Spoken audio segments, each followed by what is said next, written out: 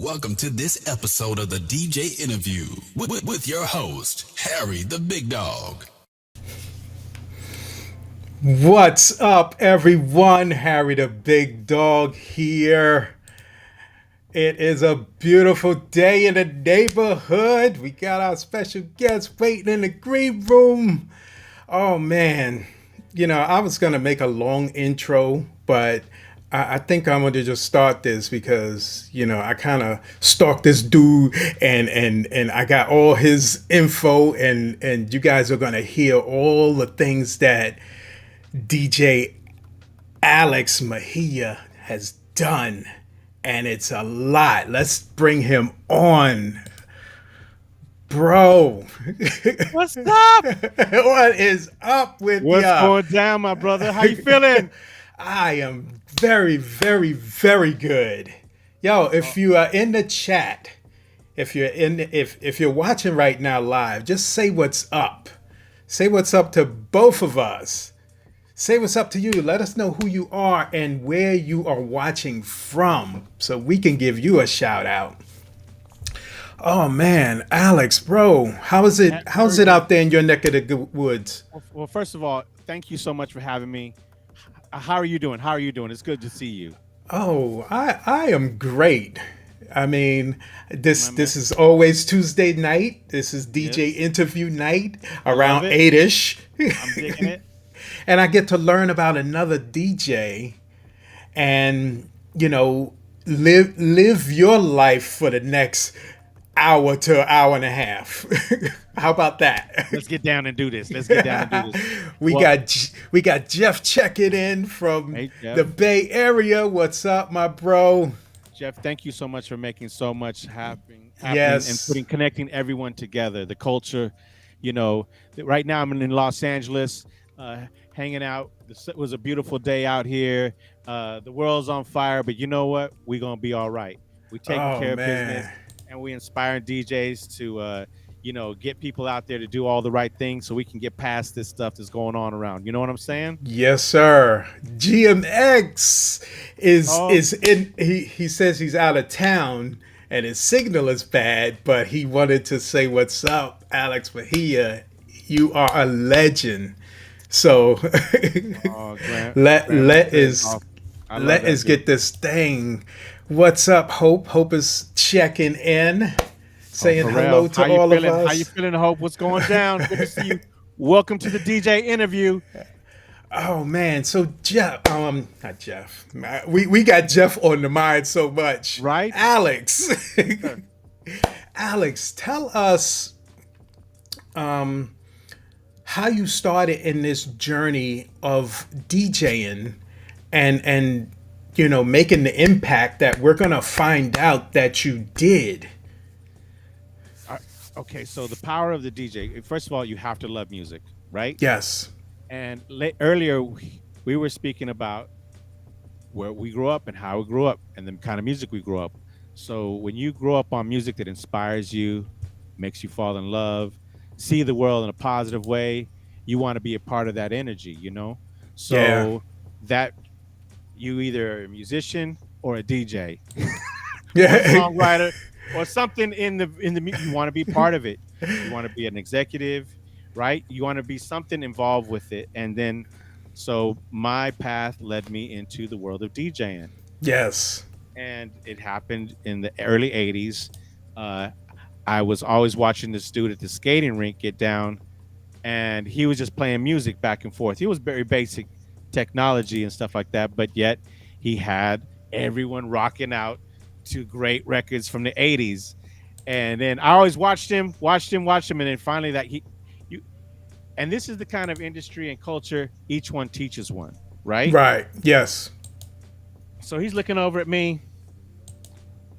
He's like, "You know how to do this, right?" And I go, "Yeah, I've been watching you, my man. You know, I got you. You know." And he's like, "I got to go to the bathroom. You handle this.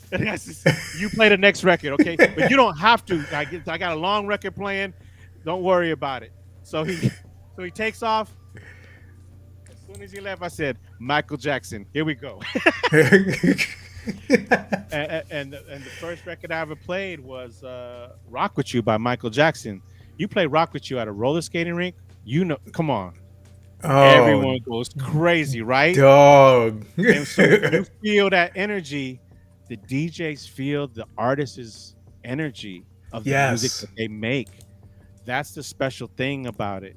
We do feel that energy, and we're not there with the microphone. We're not there with the band behind us, but yet we still feel that energy, and we see that people celebrate life. So back then, Harry, I was locked in. And I just started.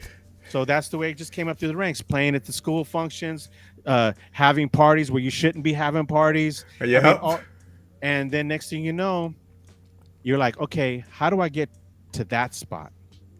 Right? And the spot, how do I get to become a mix show DJ? And so it was like, and at the time it was on the West Coast. The premier mixers were Michael Erickson and Cameron Paul.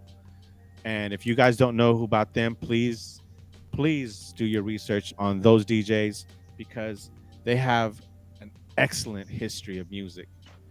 Cameron Paul and Michael Erickson, please go listen to their mixes on YouTube if you can, because they were editing, splicing, and doing things with records we can only dream of. Also, all the OG DJs, as a matter of fact, everybody, you know? Right. But they were doing mix show. I wanted to do mix show, so I started getting in the world of production, got involved with Record Pool, and then next thing you know, look at this dude. See, there's a history here. I'm like, yes, yeah. you see that, right? He said, "Let's just go right to here. Let's just go," because y'all originated in the same area, in the Bay Area, initially. Yeah. Before you headed out to Cali. Yeah. No, I was always in the Bay Area before I came down to Southern California. Okay. So I've always been on the West Coast. So I grew up on Parliament Funkadelic, Earth, Wind and Fire, you know, Rufus and Chaka Khan, AC/DC, you know, all the Scorpions, you know, all this stuff, dude. So, you know, it's just one of the, what did he say? Jazzy Jeff started off as a bathroom DJ. Yeah, we were all bedroom DJs. Yeah, we were all at one time. What do you do with this thing? Oh, wherever. I still see people DJ in their kitchen. Hey, that's what's going down right now. Yeah. Let me get some out of the fridge. So, yo, So here we go. I start pursuing production. I got a break with Bata Record Pool. Just so happens this amazing programmer, Lee Michaels, comes from Chicago to come into the Bay Area. Right. And he's like, I want to do house music. I want to do dance music to this once rock station. It was an iconic rock station. So everyone knew the call letters KMEL. Everyone knew it. For childbirth in the Bay Area. KDIA, KMEL, KSOL. The history of KSOL is amazing. KDIA. Oh, I said that. And KFRC. So he goes off and snatches people from all the best people from some of these stations and brings them to one radio station. Right. And it's like a good basketball team. You know what I'm saying?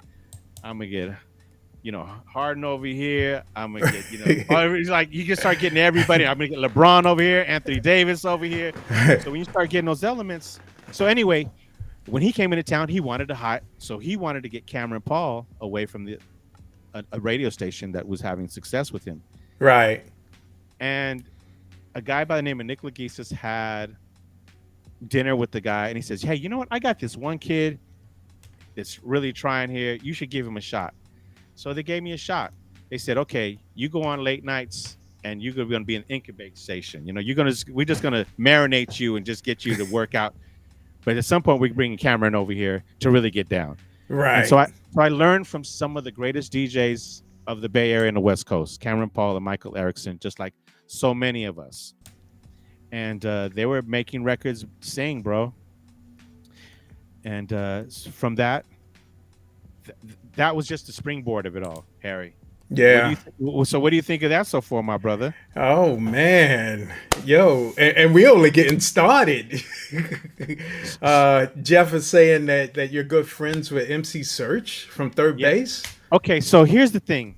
This is what's going on. So Cameron Paul, Michael Erickson had soul on lock and electro, hip hop, and dance music. Hey, Tony Valera's in the building. What's up, Tony?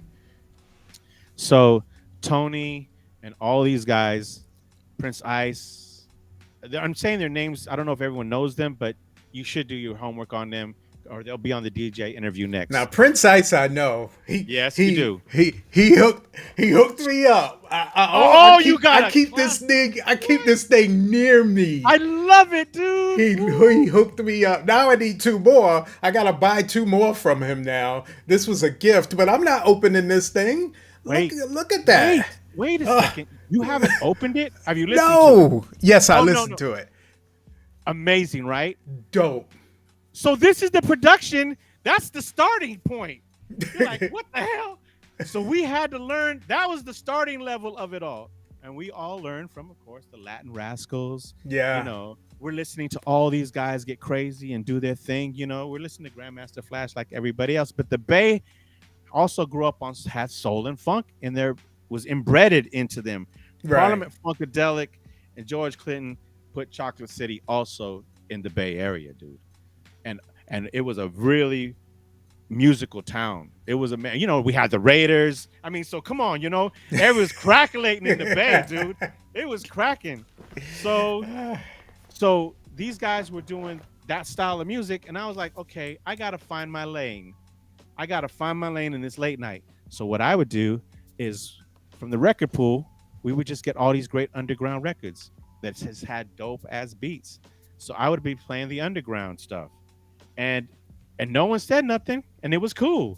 And a lot of people grew up on me playing that stuff at 2 a.m., man.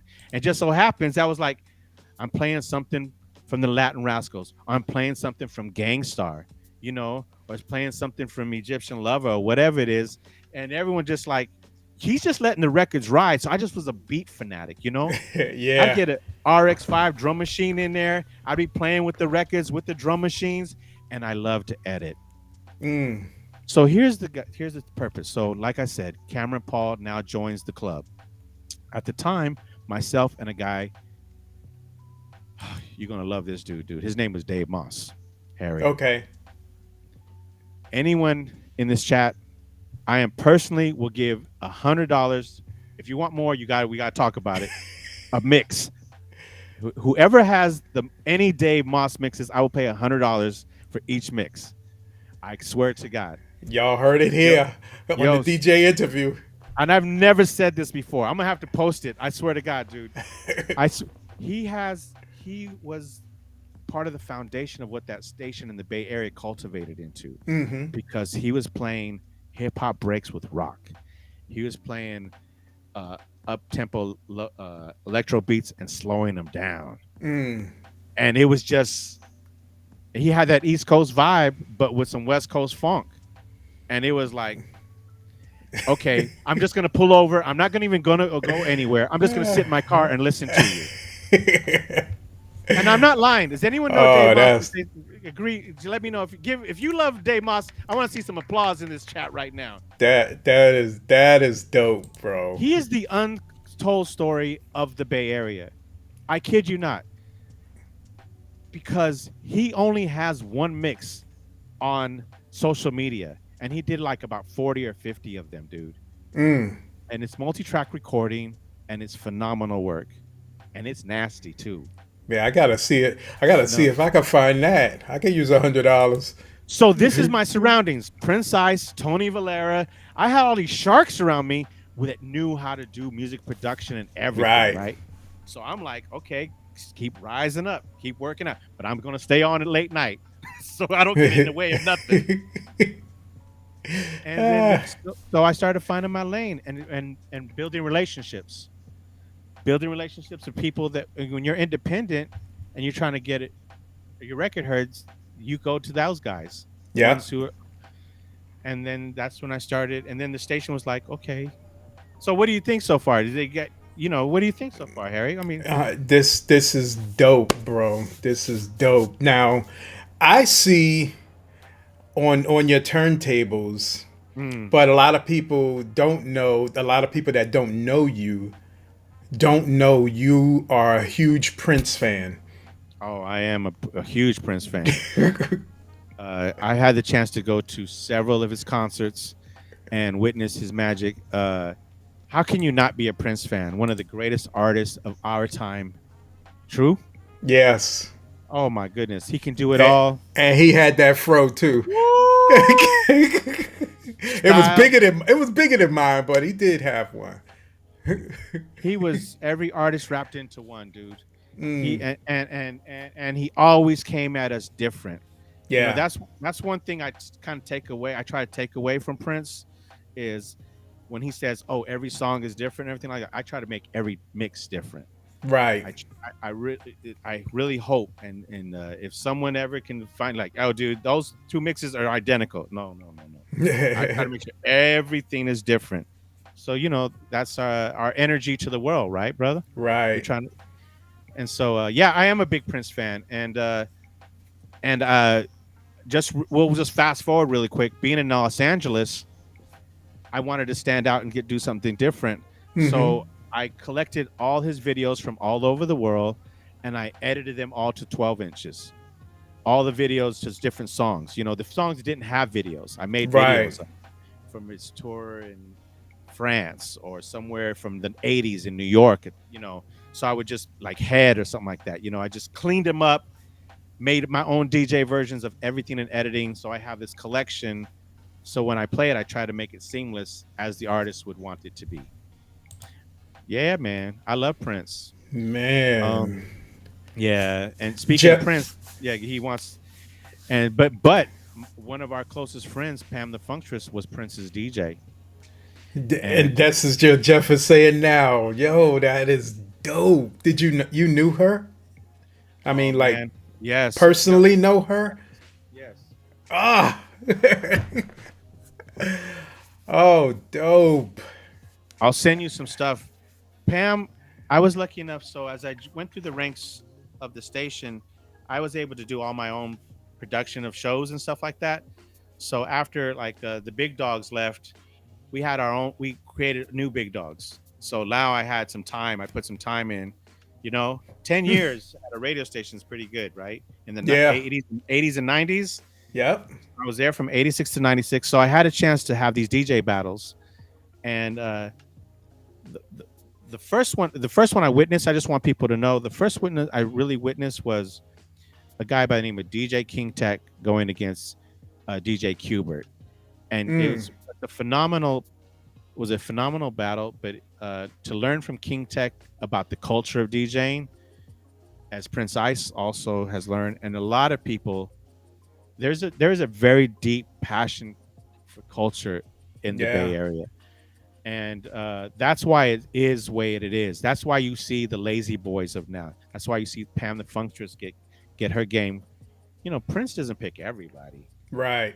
but she had that funk in her. She had that sweet soul from the South, but she had that gangster funk from the Bay, Mm. and she was the best, and she could do it all. You would absolutely loved her, and I'll make sure you get some interviews, and Jeff will too, to make sure your audience gets a chance to see and know who Pam the Funktress is. Yes, we really need to, and she So, needs to tell her story about the touring with Prince. yeah, no. Well, she's no longer with us anymore. Oh, She passed away.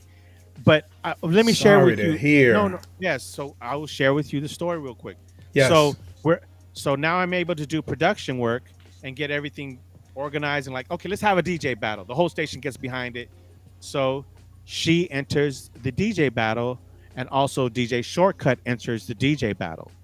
Okay, so I don't know if you know who DJ Shortcut is, but No, I highly not recommend. yet. Yes, yes, yes, yes, yes. And everyone here, if you don't know who he is, please research him and see him on Twitch TV. He is quite amazing, and he's mixing and playing from the heart. So when you learn who you know who DJ Kubert is, Yes. okay, so he's from that family, that tribe, uh, and so Matt, dude, it goes real deep, and watch, you'll start seeing some names pop up from that crew. But Mm. anyways, so this is an epic battle between Pam the Funktress and him. So Pam, of course, she starts to do something that no one had ever seen before. She does the titty scratch. You're kidding. I ain't kidding. Well, a dude's not gonna get that. Dude can't do none of that. She tears the place apart. And she was funky. She studied with the same guys she was battling against. She studied with Yes. them. They each blade was keeping each other sharp, you know what I'm saying? Right. So she's in there. He wins the battle, but yet Boots Riley sees her. And so it elevates into the coup, her being the DJ for this group.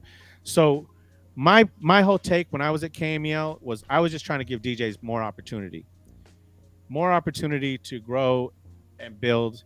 And sometimes though corporate radio, and that doesn't work. So we had these epic battles at the radio station for fighting for the rights of the right music to be on. Right. And I'm really proud of all those moments with some of those DJs. But yeah, Pam the Funktress was on point, man. And we had a chance to showcase a lot of those DJs, DJ Shadow, DJ Fuse from Digital Underground, DJ Franzen, who's very popular now. He was an intern at KMEL. Right. Do you know who DJ Franzen is? No. Yet? Oh my God. Not yet. Jeff, we need to get Jeff. You better get on your job. We got some interviews to come through here. We have some interviews to do. I'm telling you. So these kids, they were just kids around me, bro. Yeah. And now they're big Vegas DJs, dude. Thank you. Jeff was talking about the Invincible Scratch Pickles, Beat Junkies, Triple Threat DJs. So, do you know who these guys are yet? Those, yes. Yes. So these DJs, yes. Yes, that's Shortcuts crew. That's all those guys. I've seen videos doing all that. And Beat Junkies, is that Babu? Yes. Yeah. Yes, dude. It's like I said, the culture is thick, man. Yeah. I lost you. Hold on. You don't hear me? No, hold on a second. Come on back here. Someone got in our mix there. Live TV, everybody. You cannot beat it. By the way, Harry, I just want to let you know there's a guy coming to look at my roof. So if it collapses, we're gonna get that on film. Roger that. I'll be the first. I'll have the exclusive. So it was about opportunities with all these DJs and the culture of it all. And it started, with like people like Tony Valera, Prince Ice, and just everyone trying to be better than the next. But also those DJs from the Bay Area, they study DJs from all over the world. Right. They really did. Sometimes we couldn't do you can't do everything. So they I'm going to get dope like this. And you're like, wow. Now, going to your DJ, have you went overseas? No, I've never been overseas to play, and I would love to because I love the music from over there. But I know they love a lot of music solo over here. Yeah. But I've never been a tour DJ. We just did what I wanted to do originally was become a record company president. So DJ was the way that I went through that avenue, and so luckily the Bay Area was part of a big music industry and empire, and massive amount of artists came from the Bay Area, right? Right. I mean, from Tower of Power, come on, to Timex Social Club, to En Vogue, to Tony, to Sheila E. Mm-hmm. Come on. Yeah. I mean, I'm just like, okay, let's see. Hammer, Digital Underground. It's really thick of what E40. Yeah. Short. And so, Man. the part I've been finding fascinating is I'm getting the chance to fill a lot of gaps during COVID right now, Yeah. and to hear the stories of why certain people came to the Bay Area. So Shock G is from the East Coast. He then goes to LA and he doesn't feel the vibe out here. He hears an artist by the name of Too Short. Mm-hmm. And he's like, I'm going to migrate over there and make records. And he did. And he was just absolutely, I mean, he was the one. Then he brought the best of East Coast, West Coast funk together and blended it up. And the reason why I share this with you is because, so in my time in radio, I was that DJ intern that had a chance to walk through the hallways and see these music meetings happen. And they say, yo, come up in here real for a second. I go in and I'm hearing the music just banging, right? Right. I'm going to get the record, but I hear the excitement. Like there's a party in this room. I need to go in there. I go in there. There they are. Adrian Gregory is the manager for Shock G. Shock G, the artist. Shock G, the artist, was also the guy that used to, in the Bay Area, be the star salesperson for a music store called Music Unlimited in San Leandro. Wow. So you know what I'm saying? You have to learn your craft. You have to learn the trade. You have to learn the skills before you can really get to that point. So here he is. He's in there. And the records he's playing, and this is 1988. He's playing Your Life as a Cartoon. Mm-hmm. You know he's playing that funk, dude. You're like, what is going on? Underwater rhymes. And you're hearing exciting hip-hop elements with funk. And you're like, this is funk, but now digital funk. Right. And then it cultivates into them making a classic album, Sex Packets, that has the Humpty Dance on it. Yes. And they set the whole world on fire with that sound, right? How many records has Humpty Dance in it, Harry? What do you say? Everyone had to sample that record, right? Pretty much, yeah. Or took something from it. Took something from it, right? So there's this energy there. You had Hammer and all these guys just reinventing the wheel and also trying to have fun with hip hop again. Yeah. And they did that. And with excellence, dude. So that we were surrounded by that, dude. And then the cats that like the backpack style, next thing you know, Souls of Mischief. You know what I'm saying? It's just like all these layers just coming at you with great music. And we were so lucky to be there because East Coast was coming with their wickedness. LA was coming with their stuff. Dude, music was on fire for hip hop and R&B. Talking about our boy Prince Ice, what's up, bro? He said, just when you thought I wasn't going to be able to support the homies.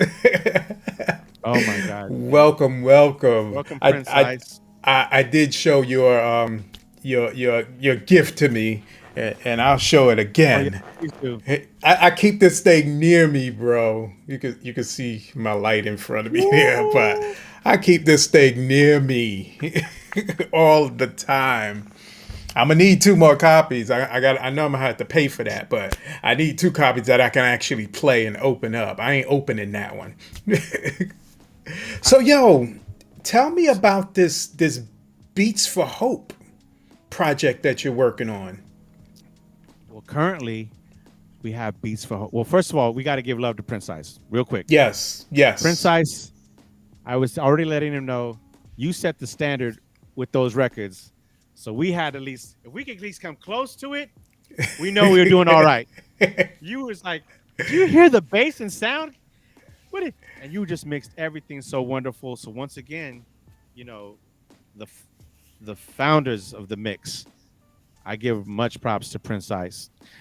So from Beats for Hope. So when I decided to start DJing again, I started noticing people were coming out. I'm like, okay, because I stopped DJing for like 10 or 12 years because it was time for the next generations to start coming in, and I was making executive decisions, and I was making records here in Los Angeles. Right. And so I had the opportunity to work with people like DJ Battlecat, Crooked Eye, Guru, Premier, Pharrell, uh, Janet Jackson, Lenny Kravitz, Ideal. Uh, we were going there. You know, it was Aaliyah. There was just all this stuff that was going on. KRS One. I did, you know it. Ayo. Yeah. I had a chance to work with KRS-One, and these are just moments you're like, we're just talking late night. Okay, can you make the beat like this? Let's do this, and they just bring home with that energy, dude. For soundtracks, you know, and work with Snoop, Fred Wreck, Sway and Tech. The list was long. I've had the opportunity to get down with a lot of these people in the studio, and once again, it's just to give access for them to create and be free about it and communicate to our culture. Right. And so with Beats for Hope, so I have this long, so I decided to start DJing again because that scenario was over, and I started getting more into design and all kinds of stuff, and so I start raising money for foundations. And so I asked my DJ friends that were still doing their thing to come on, and so we would get like a big pot of food. You know what I'm saying, Harry? Yeah. We'd get like big, like bring a lot of food. Let me bring myself back on. You're talking about my favorite stuff, food. Yeah, food. So this is the kind of parties we would have. We'd have at least 6 hours of every DJ taking an hour set, and we would bring food in. Food, and the dance floor is just open. And all you do is pay like $25. And we'd raise money for cancer research. We'd raise money for Dancing for Diabetes. We'd raise money for just those kind of things. This is pre-Beats for Hope. So right. I'd ask the guys that I used to mix with in the Bay Area to come at these events, and they just started getting bigger. And they started getting a little bigger. They started getting bigger. The next thing you know, a friend of mine was like, hey, I have this venue, and I want to do a fundraiser for the Make-A-Wish Foundation. And I said, I've never worked with that organization. Mind you, I'm now 6 years into fundraising already. Wow. All these organizations in the Bay Area. We need to talk offline, bro. Yeah, it's very important that the DJs, since we know how to communicate, yes, that we share our gift of music, and we do fundraisers and stuff like that for our talents to bring people together. It's, first of all, we get people to celebrate life for a good cause, and someone that needs it is going to benefit from. Yeah. So I'm always into fundraisers and always down for that. So next thing you know, my friend was like, yo, I got this place. It holds about 800 people. They're not going to charge me. I can have a party there, and I want to do it. I said, okay, so you want to get in the world of fundraising, huh? I said, okay. I'm going to put you to the test. And her name was Monica Martinez. I said, what? I said, so what do you want to book an artist? What do you want to do? And she's like, oh, yeah, that'd be kind of fun. I said, so mind you, I'm a veteran in the business, right? Yeah. And I'm like, and you guys are going to crack up about this but I had to keep it real. I said, I want to see how serious. I said, all right, why don't you go and find out real quick how much Cameo is going to be to book. Cameo, you know, Alligator Woman, Word Up, you know, Cameo. I said, you two start doing. I said, I used to hang out with Larry Blackman. See, oh my goodness, see, ba-da-da. And so we go through a hit list of artists to book, and I say, okay, I already knew how much their fee was, but I wanted to see if their commitment was in the project. And she was real serious about it. And she had a good eye for business. So we evolved, we formed Beats for Hope. And we got DJs together, and we raised a lot of money for the Make-A-Wish Foundation of the Bay Area. These are just Bay Area kids. Because Make-A-Wish has roots everywhere. They got everywhere, and they have to, and it's beautiful. And the beautiful thing about it was one of the DJs happened to be DJ Lazy Boy. And I don't know if you know about DJ Lazy Boy, but he is our not yet. Yes, DJ Lazy Boy is right now United States champion in Red Bull. Okay. He was about to go battle in the world supremacy, but COVID hit, so he never got on the plane. So here he is DJing for hundreds of people. And he says, you know, I'm very thankful for Make-A-Wish because I was a Make-A-Wish kid. Wow. And so when you hear stories like that, that's deep. Yeah, bro. So, and if he didn't have that kind of hope to keep going to be who he was going to be, we would never heard of DJ Lazy Boy. So Yeah. this, so Beats for Hope forms. We keep doing yearly events, raising money for Make a Wish Foundation, other organizations. Next thing you know, COVID hits, and at the time, I really started getting into design. I really just before COVID, I said I Mm-hmm. want to make DJ apparel. I want to make DJ fashion because when we're up on stage, we want to look kind of good, right? Sometimes we don't want to always put the suit and tie, but we want to put our flavor out there, right? Right. Well, 30 years DJing and more, I know a little flavor from the DJ culture. So I just start going in and getting crazy. And next, we start making these shirts. So we start getting DJs involved with the designs. Mm-hmm. And we said, well, let's use the money to help out people that are helping out different entities that need it, that are Right. helping our houseless people in the houseless community, people that need food banks. So that's how Beats for Hope was formed. The reason and the purpose was to give back to organizations that is giving back to the community. Nice. So and we're like 5 or 6 years in now, and we're excited about it. And just so you know, our first foundation we started our store with was Pam the Funktress. When she passed, she had all these amazing designs of herself. So we started making merch for her on her system, and it worked out. We're helping raising money for a good cause to her, and right now, all the money that she's raising is for DJ scholarships. So we've already put 2 girls in DJ schools. The Beat Junkies here in Los Angeles, well, Babu is one of the teachers, and all those guys in there, Shock and everybody is.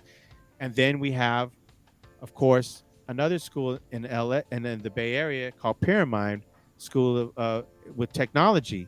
So they're teaching you how to mix and everything like that, but yet they have SL boards. They can teach you virtual DJing. They can teach you all this other stuff about the music production world. So it's just, that's what her scholarship's about, and we're doing this for women. This is all only for women. Dope. So, but 2 of the best schools on the West Coast are going to get.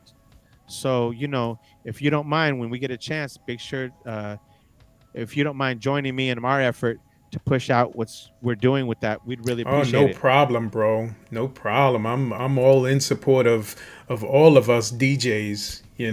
We used to be the forefront, and now we became the behind, the rearview mirror. And I want to help bring us back. Well, the DJs, yes. Women DJs. I've had a few on here on the DJ interview. Yes. And was talking to them about what's it like. I had some old school DJs and some new school, carrying crates and all of that stuff. So, man, yes. Well, here's the crazy. Let's talk about the woman DJ for a second. Mm-hmm. I want to share what I love about women DJs. They bring such crazy vibe, man. Yes, crazy good vibe, and you never know what to expect. They always got something hidden. Actually, a whole bunch of things hidden that you didn't expect to take a journey on when you listen to a woman DJ. Mm-hmm. And I am so about whatever they want to do with this culture, because they are pushing it forward in so many ways. And what about your thoughts? What are your thoughts on that? Well, I still, when I did interview a few of them, to name a few, DJ Silky, nice, DJ Shorty Love, DJ So Lovely, DJ Lady D Wells, all female, from the different eras. DJ So Lovely, she's probably the newest. She's been DJing, from the controller. And I asked them, was it hard to get into the business, and did people take you serious? And initially they said no. Some of them said no. And it's because, a female, because it's a male dominated thing, DJing. But, when they finally heard them, I think female DJs, they play with a different type of passion and ear for music Mm-hmm. than some guys can ever do. Right? You're 100% right, spot on with that, dude. I mean, men are from Mars, women are from Venus, and all the other planets. I'm telling you, I've heard some of the greatest DJs.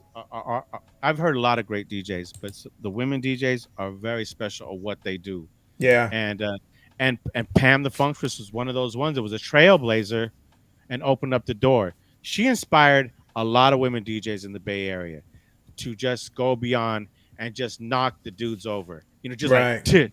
I'm coming in here. I'm gonna get a night somewhere in here, and but with excellence Yeah. for the culture of it, dude. And I big up to the women DJs out there. Big up Mm-hmm. to so many.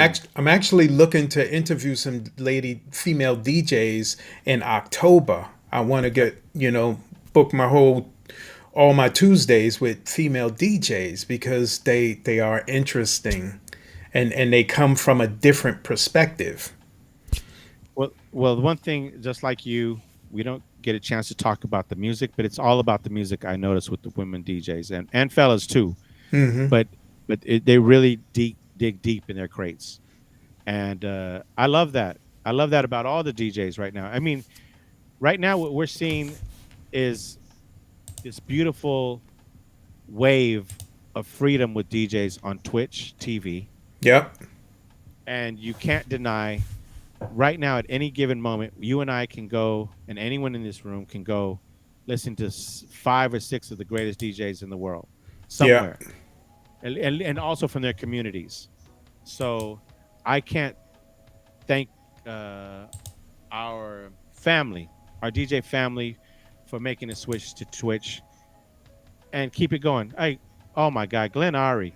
Can we talk about that dude for a second?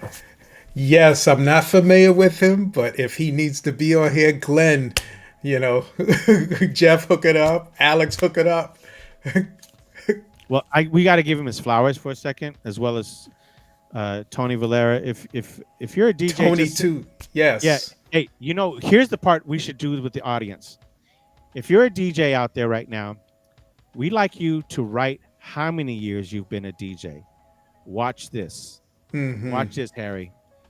We're asking everyone out there that is a DJ to write in the number of how many years, and watch what happens here, dude. We It's we gonna gonna be get amazing. some numbers, in a wide range of numbers. And they were all contributors to music history. Oh Uh, man. so Glenn Ari grew up in Alameda, California, and he entered one of the DJ battles of KMEL and won. And Really? yes. And he goes in there and he just rips it up. So then he's like, okay, you get a Tuesday night slot because of how good you are. So he gets a Tuesday night slot. And if I tell the story, I'm sorry, Glenn, if I don't say it right, but Correct him. Just correct him if he tells it. I'm a little gonna get different. close. I'm gonna get close to it. So mind you, there's epic DJs in the freaking building, right, dude? These dudes are killers. But I mean, and I don't mean like killers, like just musically. They were Right. doing amazing things with music. He brings in these tapes. His shows are finished production shows of multi-track recording, and it's taking us on journeys similar to me that like Dave Moss used to. Like, I don't know what to expect. It's funky, outstanding production, and you just never knew what to expect. So Glenn, when you're a DJ, sometimes you're very humble. You have to be humble if you're trying to get access to stuff. Mm-hmm. And he would just drop off his mix and leave. But he didn't realize what was happening with his excitement. What he was dropping off were these amazing moments. And so the Tuesday after, the next day at the radio station, we'd all be in the hallways like, did you hear Glenn's mix? Oh my God. Oh, we would be like, dude, did you hear this record? Did you hear him going to that record? And we just walk out there with like proud papas. We were all just very proud of him. So finally, I was like, when are we going to see him? And everyone was like, he never walks into the radio station. And I'm like, you know what? When I first got here, no one ever said, "Hey, here's the door." They're busy. You know what I mean? They're just like, "Okay, you're here part of this team. Just come on in." Right? Does Mm-hmm. when you join a football team or a basketball team, are you supposed to wait outside the gym or come inside the gym? Right? But we were so humble. We thought we could just drop it off and we're gonna leave. Right. No, dude. So I said, okay, when he comes, I tell the receptionist, when he comes this one time, you make sure you hold his hand and don't let him out of this building. You call any one of us. We need to see who he is and talk to him for a little bit. So sure enough, he comes up and he's about to leave, and I run out, and so I finally get a chance to meet the guy, and I'm like, will you come inside the radio station for a second? And he was so humble, but greatness is always humble. Yeah. You know what I'm saying? And so he comes in there and he played. And so he says, "Oh, so this is what it looks like." Like, dude, get your butt in here and stop messing around. Like grab a basketball. Let's start shooting the hoops. So, it was just magnificent every day when he came to work and presented a mix. It was just bigger and better than the next. And then next thing you know, I had the opportunity to start bringing DJs in. Right. Cameron Paul had left KMEL, and there was some slots opening up, So I made a proposition. I want to get all the club DJs from around the way to come to our radio station. And they were like, okay, do it. I said, but I want budgets for all these guys. They're like, okay, you get it. I paid my dues, and this is what I want to do. I wanted to make sure no DJs, because now in radio, you still hear the DJs are playing for free. That's not fucking cool. Sorry, my French, but I'm just going to tell you, it's not cool that these corporations take DJs' time and energy. We're actually energy. Yeah. DJs are energy. And to fondle your $1 million radio stations, and so I wanted to make sure these guys were paid. Yeah. And so we pushed that culture forward to make sure you paid DJs. And it started happening all over the country. And sometimes I hear horror stories of people not doing it now. But, if I'm going to play for free, I'm going to play for free on Twitch. Because we can do a hell of a lot better now. Yeah. And so anyway, so we got all these guys. So we brought in this team. DJ Dave Myers, Rick Lee, the guy named DJ Latin Prince, who was an international DJ, DJs for Pet Bull. And so there's this history of the culture there. King Tech, who entered a DJ battle. Do you know who Sway is? You know who Sway is, yes. Right? Yeah. Okay, so do you ever heard of the Wake Up Show? Yes. Okay, so King Tech was Sway's DJ. And so they had a record that came out called We Want to Rock You. And have you ever heard that record? I think I did. No. If you really heard it, you'd remember it. Yeah. Trust me. It is this. I don't remember the name. No. Don't. It was an underground record. And we'll send it to you. But when you hear it, the production level. Here's the part. See that Prince Ice record? Mm-hmm. King Tech is a part of that record too. So there's always DJs formulating teams together. Yeah. And their family. So King Tech also had this production edge to him, and he also. So they have a record called We Want to Rock You. I find the record, I call this phone number, and I said, "I'm Alex from KMEL. Come see me. Here's the address. Send it." Next thing you know, my brother, I get a knock on my door at home. Mm-hmm. Late at night. I open up the door. 2 gentlemen are there. What's up? Wearing hoodies, big jackets. It was cold. It was December. Chicago Bulls was playing on television. And I'm like, what's going on? We came to bring, they're like, is this KMEL? Like, no, man, this is my spot. This is where I live. Yeah, this is where I live. This is not KMEL. And they're like, well, someone from KMEL said they wanted to play the record. I said, no, I wanted to hear your record. Can I get that? So they hand me the record. And I'm looking over at them and I'm like, okay, thank you very much. I'll give it a listen and I'll call y'all later. And then I closed the door because I didn't want to listen to the music in front of them at that moment. Right. And I was like, I've noticed they're still standing there. So I open up the door And sure enough, I said, "What's going on, guys?" They're like, and I hear this voice, and it's Sway, and he says, "Yo, man, my boy quit his job to bring you that record." And when he said that, that's when I was able to relate to these guys even more so. Because here's the thing: is if you're gonna really make it in anything, you have to sacrifice, right? You have Yeah. to sacrifice. And as DJs sacrifice a lot just to learn it, Yes. just to learn the culture. And so when he's like, and yes, this group was called Flynamic Force at that time. And there was like, so I was like, whoa, you're like me. You're just getting by. You're struggling. Mind you, I'm just an intern DJ. Yeah. And I'm like, you know what? Come in and let's sit down. And I loved hip hop right from the beginning. As it came out, I grew up with on it just like everyone else did. You Right. can't. How can you deny great beats and rhymes? It just touches your soul, just like all the other great music that's out there. But this one had a different energy to it, and so I loved hip hop. But when Sway and Tech came into my life, that's when I met hip hop, Wow.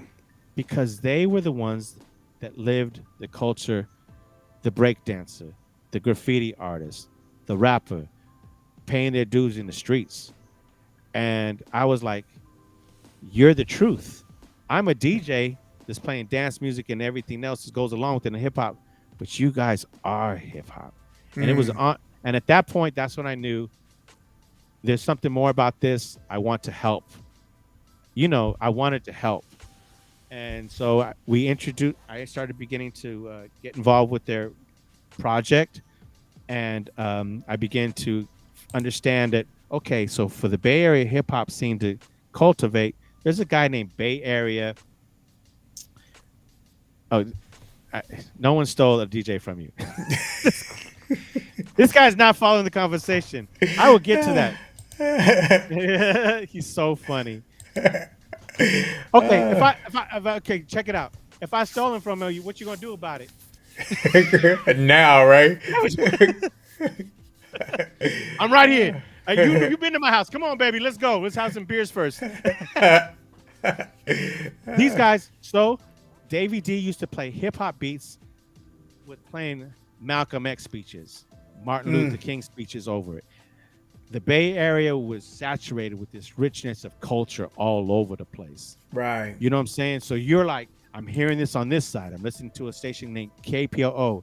I'm listening to a station called Calix, Stanford, KZSU. So all these radio stations had this hip hop family, but no one was representing from the big time of the station. So we began to bring them together. So with Sway and Tech, I had a chance to bring their record around to each one of these people. So I had a chance to meet our community. And as DJs, it's important that you get to know your community. Yes. As people. Because it's so rich in culture, bro. It's so rich in culture. And I got so many in my small DJ group, DJ interview group. I have so many people from other countries. You wouldn't believe it, and everybody is just so into the music, and they love hip hop. I've been overseas. I'm former military, so I've been overseas in Germany, and this was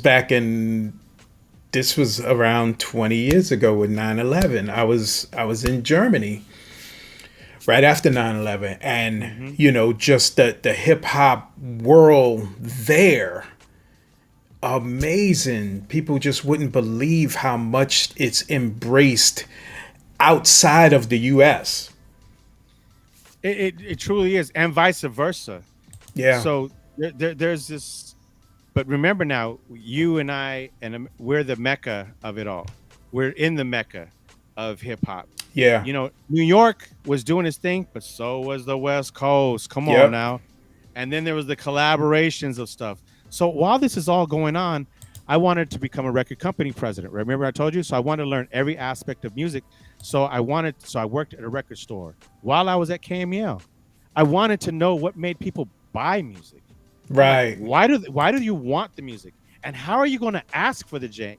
There was no internet. There was no Shazam. There was no, Soundhound. So I was lucky enough to be the guy behind the counter and also playing the records on the radio. And now I get the chance to hear how you're about to ask, hey, do you got that record? It goes, who? Yeah. Who? Yeah. I don't know. And you like all kinds of walks of life singing these records. And I'm like, over there, Yeah. just Oh, throw on it. it's that one right there. The big red one over there. Yeah. Says Rob Bass on it. Yes. Black, So I'm getting the chance to see what people liked about the music. And I used to come back to the station. I would tell the program director these stories, and I would say, "This is what it's exciting." And so, granted, they had a chance to see their books and stuff like that, to see all the phone information that they gathered, but to get on the front line experience of what's going on with the music that they were playing, it was invaluable. And so there's one DJ that I want to give props to because his name was Adrian Santos. Now, Adrian Santos was a DJ that from the East Coast that came to the Bay Area to seek his fortune, and he ended up playing at a place called Silks, and he is still with us today. And I think you would absolutely love his story. And he has hundreds of mixes on Mixcloud. Yeah. So he used to play all kinds of music, and his club would go from like 9 p.m. to like 6 a.m. in the Bay Area. That's a lot of dancing. For real. Dude. But this is the place that everyone went to after all the other clubs were closed.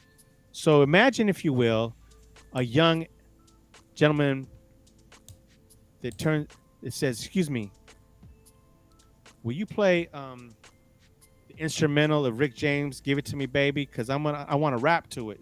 And him having that, and the last name Mr. Burrell, it was Hammer. It was Hammer. Wow. They was asking him, can we do this? And he's like, I got you. They worked it out. So he would play it, and then the artist would go to the middle of the dance floor and perform for thousands of people at this nightclub. Yeah. These were the earlier seeds being planted in our culture, and the opportunities, just giving people the chance. If you can give someone the chance, they can go a long way. Yeah. Today I'm sorry, I don't mean to be carrying on. I said an awful lot, but so the important thing. This is all about you, bro. No. This is about people us. So the thing with Adrian Santos, I want everyone to take away from one thing he says, and he says the DJ has to remember this is not our music, so you must respect it. This is someone else's music. We are just a vehicle of it all. Remember, I was telling you about that energy. Yeah. We have to be careful because that's a lot of power sometimes. So you have to be careful what you play to your audience, and because you may, get something you don't want. Like, we got trouble up in here. We need to calm things down. But back to the real of it all. I had the opportunity to grab all these DJs from back in the day. Jerry O was a club DJ, famous DJ. We just asked him to be a part of our family, and they were breaking records left and right. So are these guys too? Chewy Gomez was an air personality, and I didn't get a chance to work with him as a DJ, but let me tell you, he's amazing on Twitch right now. He's an old friend of ours. There was a line across your screen here that said about Dave Meyer production. Yeah. He was fired from the station across the street. Really? And when I had the opportunity, I was like, "You want to come over here and mix?" He says, "Thank you. He was so happy. And he says, "I'm very funky. I don't need to be playing all this dance music. I need some funk in my life." So, and let me tell you, he made this. If you ever get a chance, Harry, look out Wicked Mix. Wicked Mix was a DJ service that was inspired, of course, by Mix It by Cameron Paul, one of the architects of the mix in the Bay Area. Yeah, that's the label. That's this label here. Oh, look at him! What you got? What you got? From no, that was the label that I seen on your website, Mix It. Yeah. Yes. Now see how Prince Ice manufactured records? Yes. We were very serious. All of us were manufacturing records, dude, to get a mega mix, to get break beats, our own versions of them. So we Yep. had to go through the process of saving money, cutting vinyl here in Los Angeles at Rainbow Records, and having it brought up however many orders you can get out there. So we all were a part of that culture of making your own wax and getting it back to yourself. And so Dave Meyer, I have my underground records, dude. I gotta send you some stuff. I think you'll go crazy. You'll bug out. You're like, damn. And we were editing this stuff with tape. Definitely send it, because I had, when we were behind the scenes, I was telling you that I was listening to your mix cloud, Oh, and this 80s workout vibe. yes. That's my type of music. I sat here, it's about an hour long, and I listened to the whole thing. Mm-hmm. And I'm like, yo, this is mad dope. When I first heard Prince Ice's this mix that he, kindly sent me, It's I was that is, like, yo, I still listen to that, bro. I'm about to blow your head up. I still listen to that at least 3 times a week. man. From when I met Yeah, him months ago. that that piece is an epic piece of work with Yo, music. if you listen, when you listen to it, and everything that he did from the 90s, Mm-hmm. it still don't touch. And I was listening how you play, Mm-hmm. and y'all's mixes is just so smooth. Thank And you. I'm like that. I'm not a scratch DJ or anything. Nothing Mm-hmm. against it. I love it, but I could take it for about 6 minutes, and Yeah. that's it. Well, you need to listen to Shortcut and Qbert and everybody, and they'll take you away. Lazy Boy, because they do amazing things with scratches. I got DVDs on Qbert. Oh, right. Yeah. Oh, I can't get enough. I don't mind when DJ Qbert just puts a freaking hard ass beat on and just Right. scratches over it for an hour. I'm in heaven. I'm in heaven. I'm like, I'm just like a kid with a Snickers bar, just like, go for it, kid. Got some popcorn. It's badass to me, dude. I love. Just a food junkie with DJ culture, dude. Um. Yes. So Rainbow. so Jeff was saying Rainbow Records. yes, yes. But everyone used their the quality of vinyl that they had was, from major record companies to independent Right. record companies. This was the spot, dude. This was the place to just had just the right uh, amount of oil to make it, and everything, dude. I mean, they don't.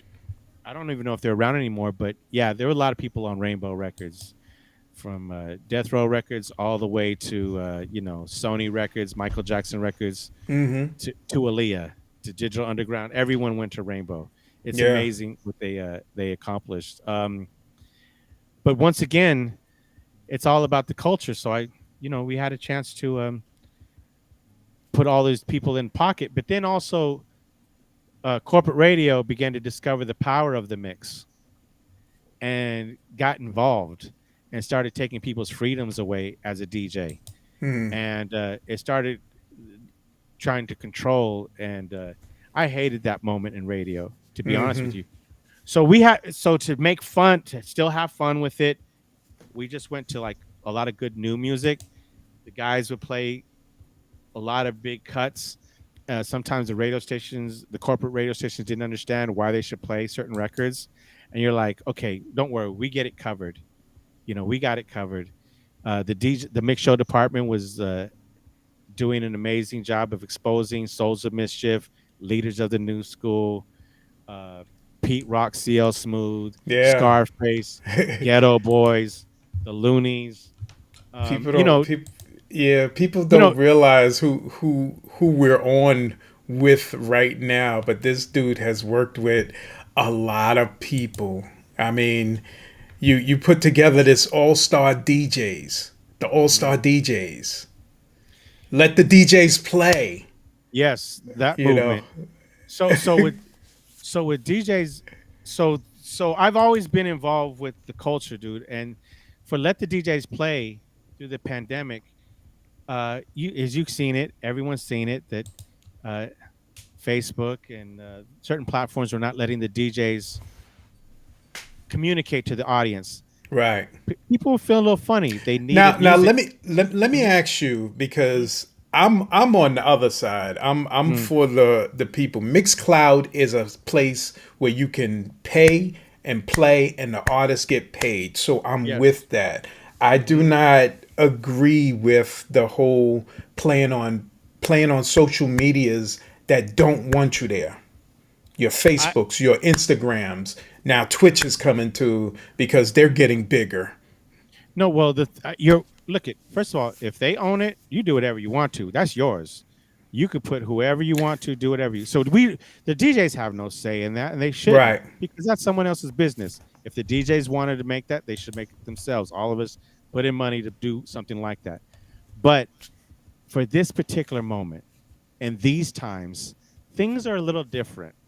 When the whole country is on a lockdown, do you know what I'm saying? This is the first time in our history that we're going through this, you and I. Yes. Yeah. So we have to bend the rules a little bit for people to make sure no one goes crazy, right? So the DJs wanted to communicate. They wanted to communicate to their audiences. And you cannot communicate when all of a sudden you're playing a record and it just gets stopped and taken away. Music is meant to take you on a journey, correct? It's Correct. supposed to make you feel something. And if that is being taken away, their platform doesn't look good, the DJ doesn't look good. No one has a good experience. So with Twitch doing what they were doing, they were Now, now they're they're into it too. They're blinking out people, and it's because the record labels and the publishing places, companies are getting on them. So it's just going to trickle down to you. Like, yo, you on my platform doing something illegal. yeah. So here we are, but DJs, big props to the pirate DJs. Yes, We've always yes. been the That DJs have always 4 a.m. DJ. w- the DJs have always been about the underground, dude. That's all. That's our world, dude. Yeah, So that's the way I believe that we can make things happen, and like Harry, we're in different circumstances right now, yeah. and so while the DJs are able to communicate through that platform, it's a blessing. It is a blessing to see so many people communicating through music and also able to earn a living when they really some can't. And also, it's been inspiring to see DJs who have not played for a long time to get back in the game. One of myself having a chance to get into it, but I want to share something with you. When this was happening and all the DJs were being taken off the platforms, I am a guy who likes to do something about it. That's what I like to do.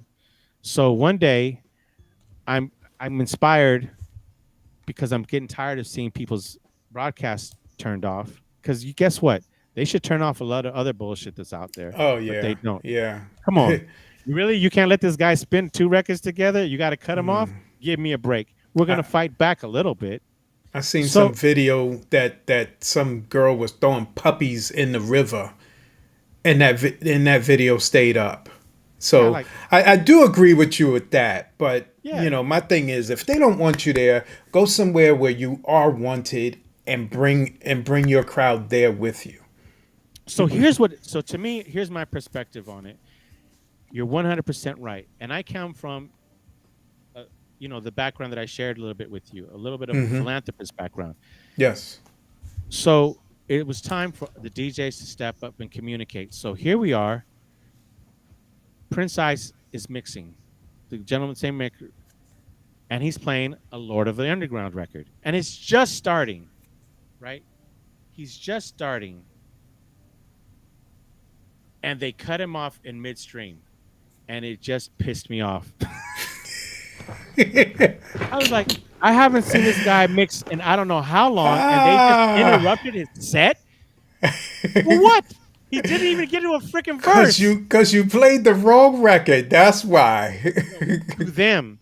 So I was Yeah. like, tonight, I'm. So I called up our great, a great hip hop historian and legendary person, a guy by the name of Davey D. Davey D in the Bay Area, it was essential to hip hop also breaking, but he's also uh, down for so many great causes for injustice. So he began, and an amazing activist. He's a leader in the activist community. So I called Davey D up and I said, okay, what are we going to do here? I need some help. I want to say something, and we need to unite DJs to do something. So from Prince Ice, his record getting cut off at that one moment, I'm like, okay, so the letter was written. I had everybody take a look at it, and we just started a little bit of a movement.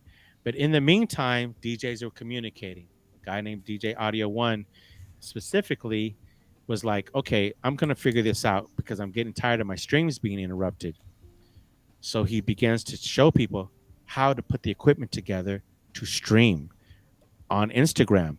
You want to get off Instagram? You want to play for all hours of the day and night while you're not going to work? Here, this is how you do it. Plug this into this, plug this into it. And so the DJ community began to communicate on the West Coast. Uh-huh. As you can see, there's a lot of West Coast DJs broadcasting right now, right? Yeah. Producers, you see Timberland getting on there. They're having fun with it. Yo, man, life is short. Have some freaking fun. Yeah. So this all came from that. And then Prince Ice calls me up and he says, they need to see you. I said, what are you talking about? I'm watching all the greatest DJs in the world I've never seen in my life. It's like, the younger generations needs to see how you do it.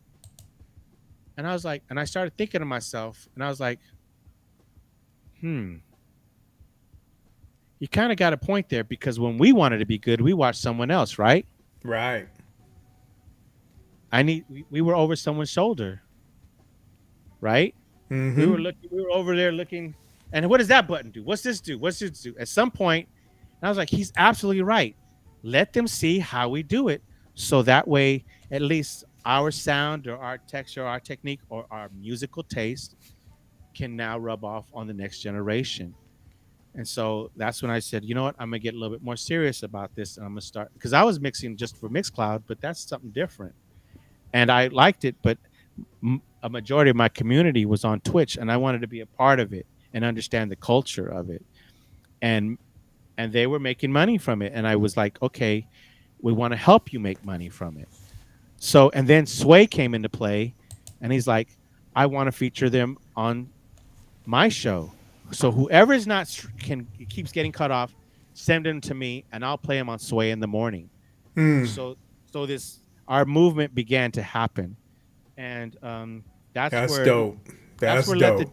That's where Let the DJs came from. So we had and trust me, I tried. I got attorneys involved and everything to go up to Facebook, let's have a meeting. They didn't want no part of this. They were scared. But I was like saying, look, you guys seem to book all these great DJs from the Bay Area for your Facebook parties. How about if someone just yanked the card when they're playing for your Facebook party, right? While you're drinking your champagne at lunch and everything else, and then it goes blank. Yeah. How would you like that? Just everything, and Mind Motion is there playing to everybody. Lady Ryan is there playing to everybody. And they're like, oh, someone cut me off. I'm sorry. I was playing the Lords of the Underground. Look what Prince Ice is saying. And I totally agree. If Facebook, Instagram charged $15 a month for DJs to play unlimited, I'd be on it. They have my $15. They have my $20. Wait. Are you saying you're going to start DJing if it happens? Right now, right here, Harry? You just said you paid for it. You see what happened was... Are you going to come out of retirement, Harry? Please say yes. I'll do that. If they start, and only if they start, I will come out of retirement. I'll get rid of my wax. I love my 12-inch record, and I'll go digital for y'all. Okay, why not save But yourself 15 or 12 bucks and 20 bucks and just mix for free on Twitch and make some money for yourself? see, now Twitch is starting to cut people off too, because they're getting bigger, and the record labels and the publishing companies are getting on them too. So they're starting to cut people off. Yeah. Well, I And don't and I'm it's not only going to keep going. That's why I'm a big component of Mixcloud. so I agree with you, and I have a platform. And I first of all, if anyone hears my mixes on Mixcloud, and also pays for the service there, I want to say thank you so much, because Mixcloud saved my life when I needed to hear the sound of the underground. There's Right. many amazing DJs on Mixcloud. I love that platform. I love seeing the DJs get crazy on Mixcloud. They're good too. You Yeah. know, they're killing it. So I got nothing but respect for that. Uh, so whatever the platform is, go for it, because I needed to learn this just to get ready for whatever else was about to happen. And I Yeah. wanted to learn because I wanted to help. And so, and I apply my graphic skills and design skills with this stuff now. And Mm-hmm.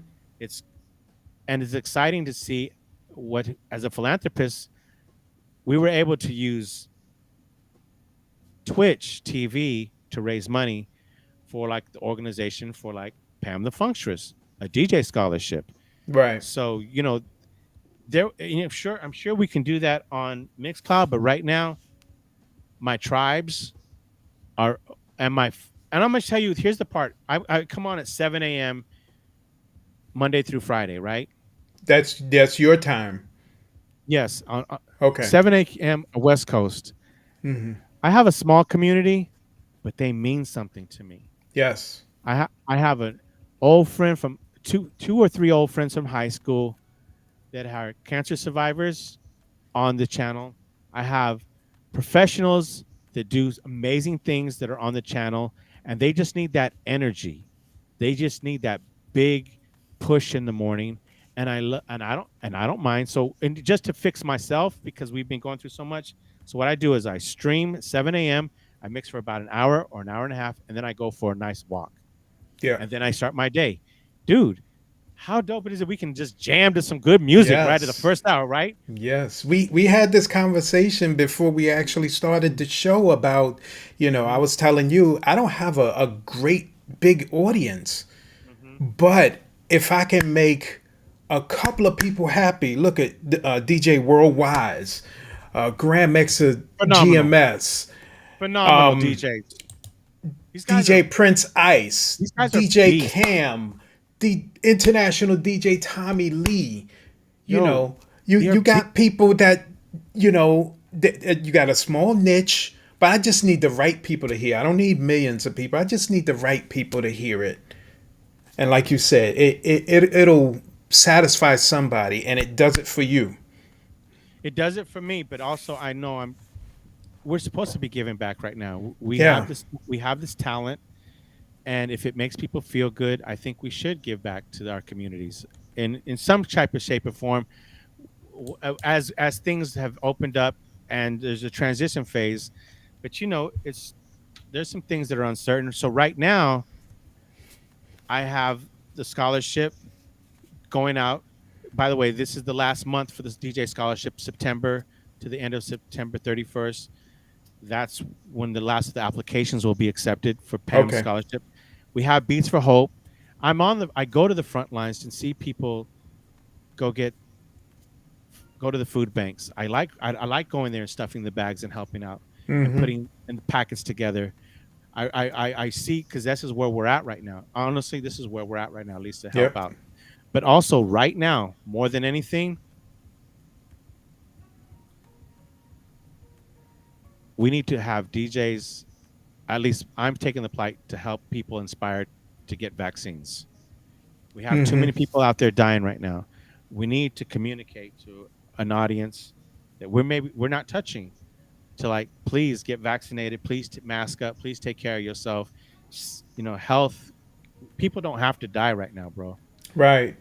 I believe that, It, Harry. Don't you? yeah. I'm totally with that. I normally don't talk about this stuff on this No, platform, but we need to. but yeah, you're right because this thing has ramped up again. I love to travel, and when this thing was at bay, I was able to travel just a little bit, and then I don't watch the news or anything, so my wife is pretty much my newscaster, and she was telling me this thing is ramping back up again, and I was like, for real?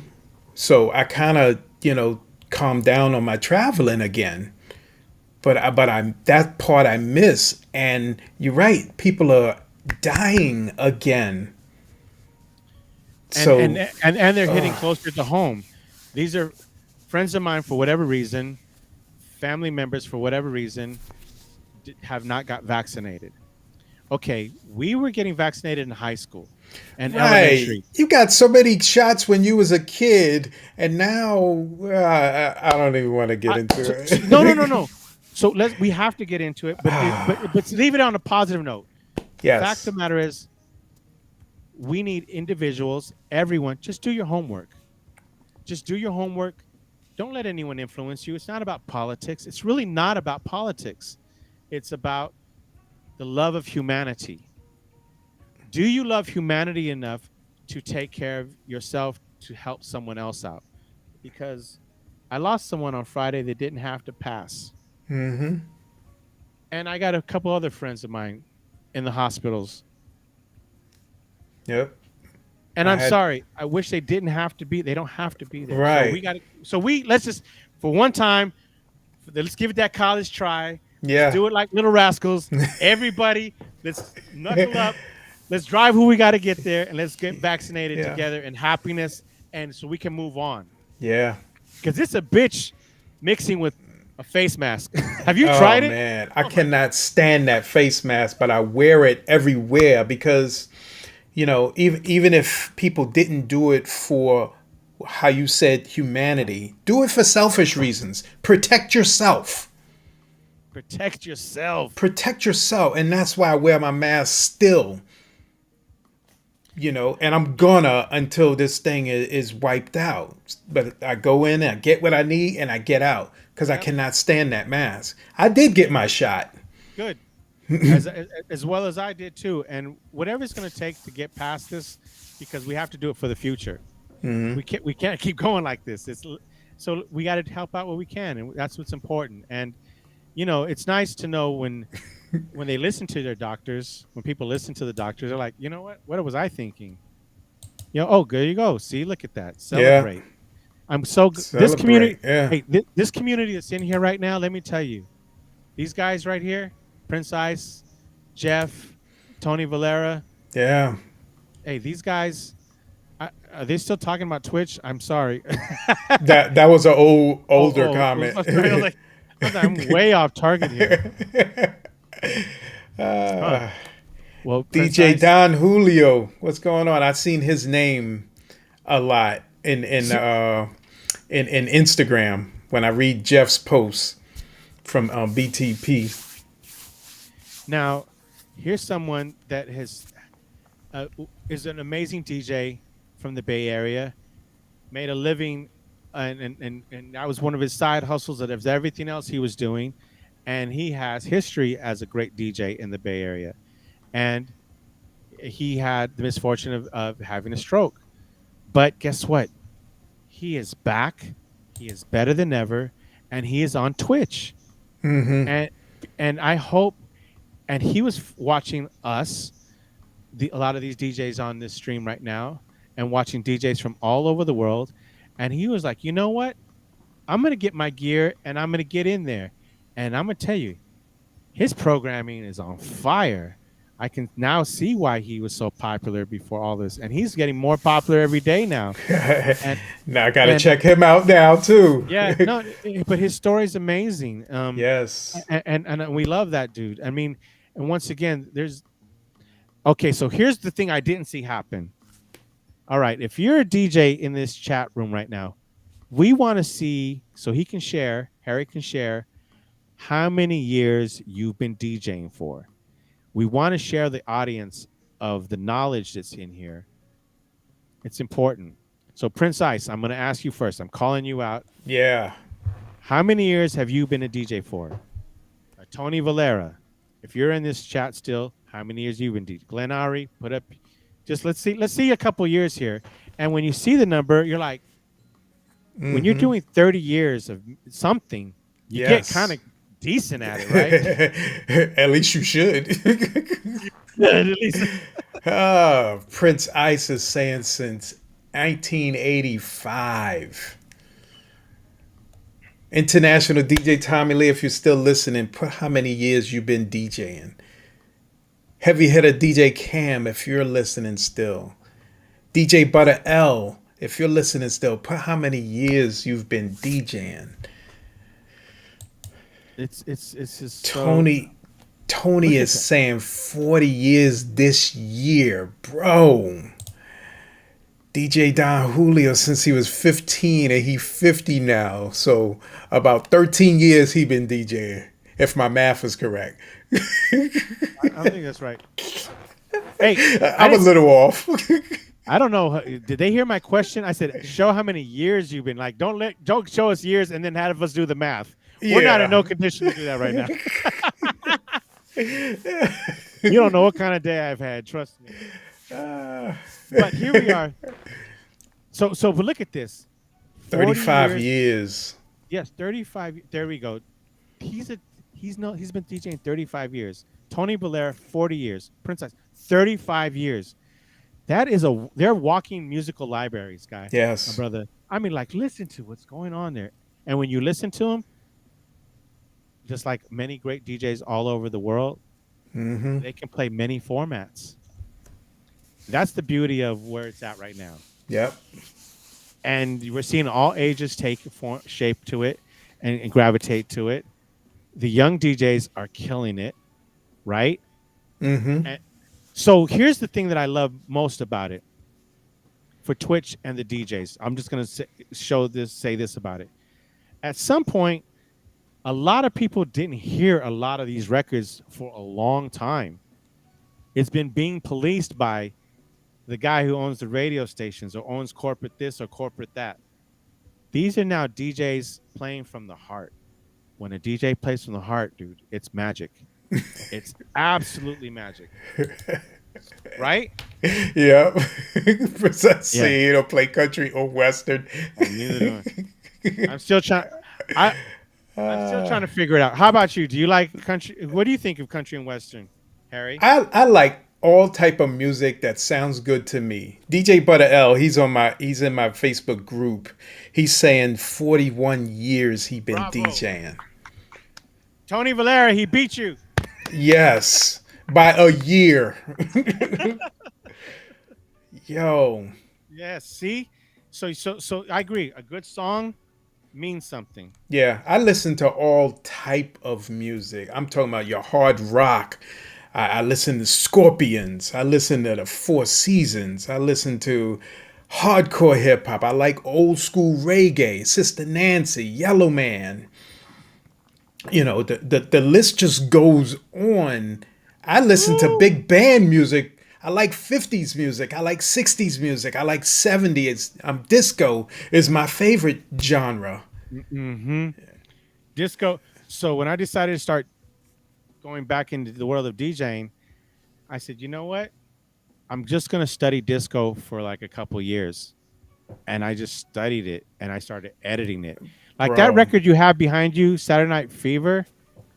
Come on, man. That whole movement was a phenomenal movement of dance music. And so, you know, you can't replace that kind of energy. Look at ABBA. Take a chance on me. Harmonies, the beats. Yes. But you got Marvin Gaye over there. Which one is that one, dude? That's what's going on. Oh, is that what the 12-inch look like? I've never seen that. Yeah, let me extend the screen so you can see it a little. That's funky. I could turn on my interview in progress. See, that was the problem here. Thank you so much. Yeah, so now let's start for real. Okay, let's start over. Okay, we're gonna talk about.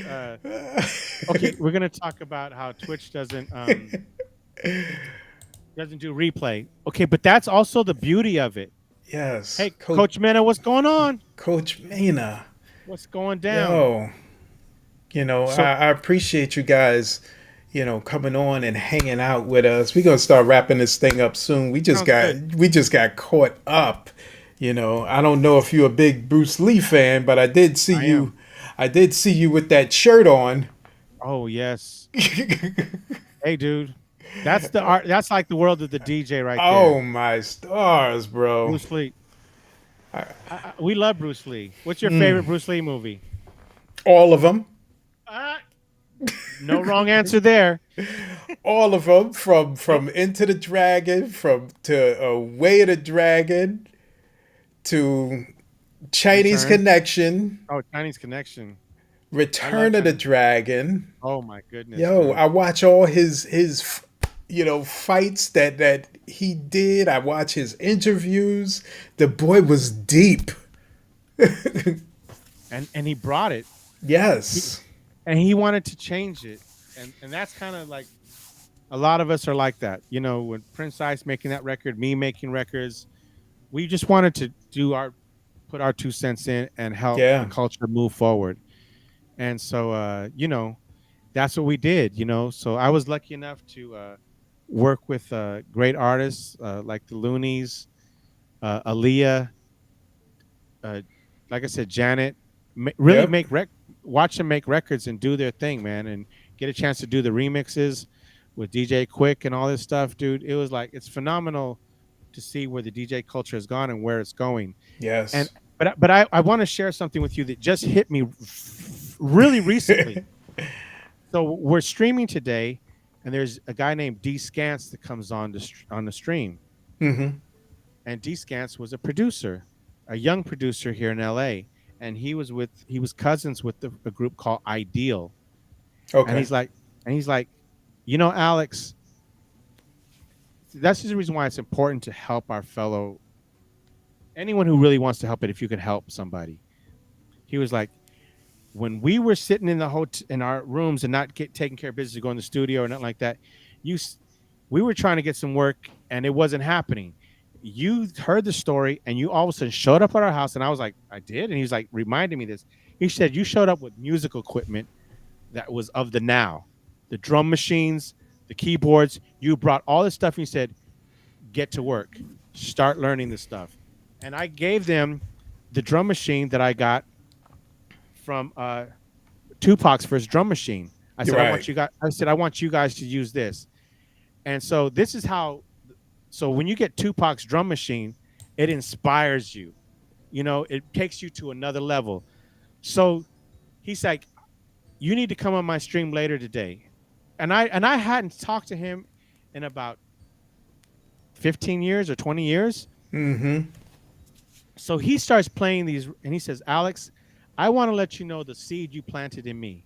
And so when I'm talking about inspiration, it just he says, when you gave us that chance to work on that equipment, he says, I stayed in Atlanta and still kept and because I got them in touch with Noontime to start working with Noontime, Brian Cox and all those guys.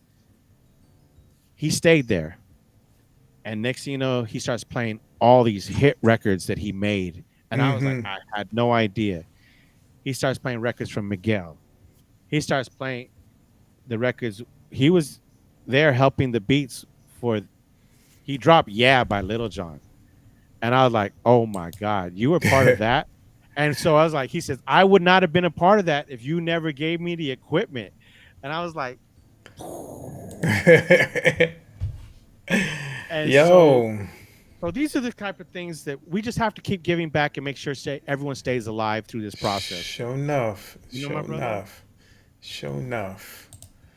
And I know you got to get going. Michael Padilla. What's up, bro? ¿Qué pasó? But yeah, thank you for coming on. Now, one more question. I like to hear from the interviewee's point of view about this platform, the DJ interview. What do you think about it? I like it. I like the platform. I would suggest a couple different things. that you take this segment and I send you some footage and music videos. Do you like to edit? Do you Oh edit at yeah, all? yeah, I do. So I send you some sound bites and everything from that, and then you repurpose it.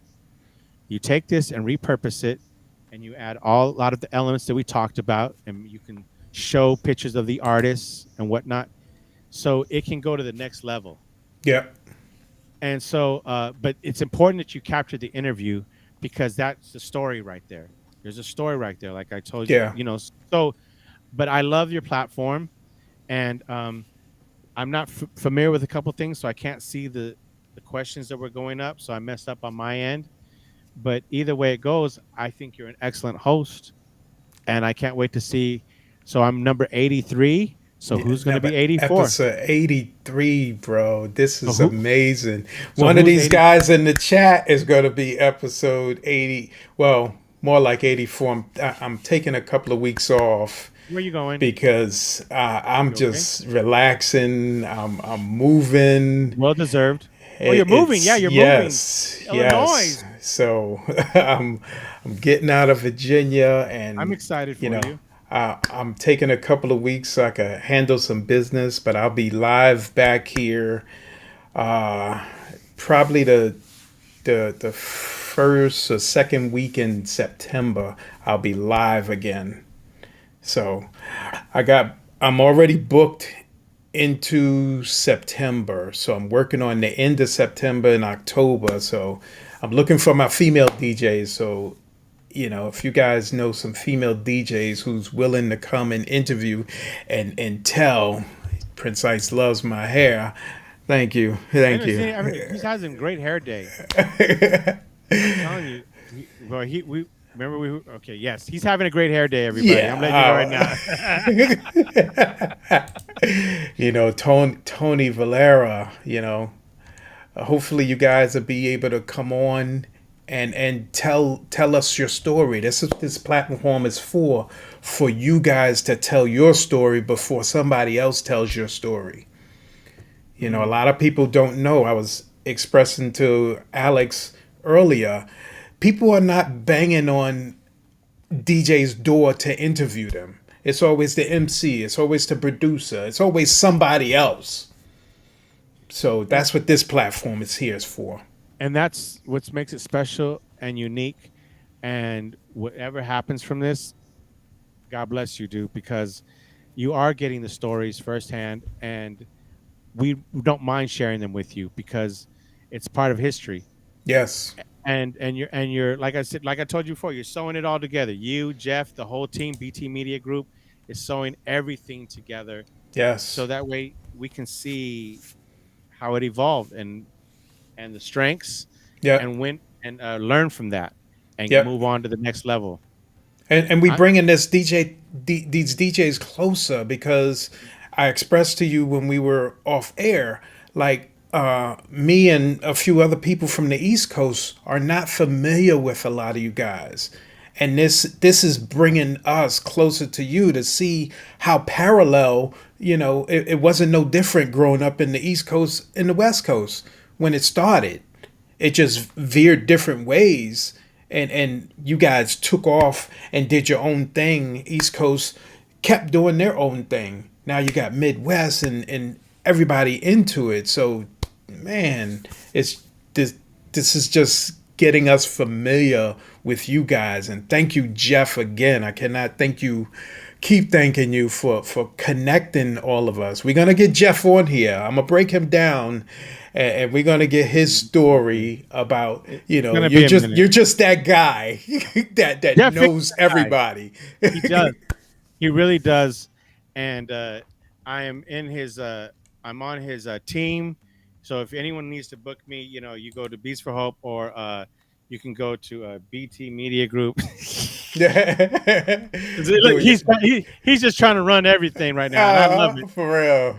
You go, Jeff. You make it happen, baby. Oh, man. What's up? Hey, Darlene. She's just passing through. Good to see you, Darlene. So, any last shout outs?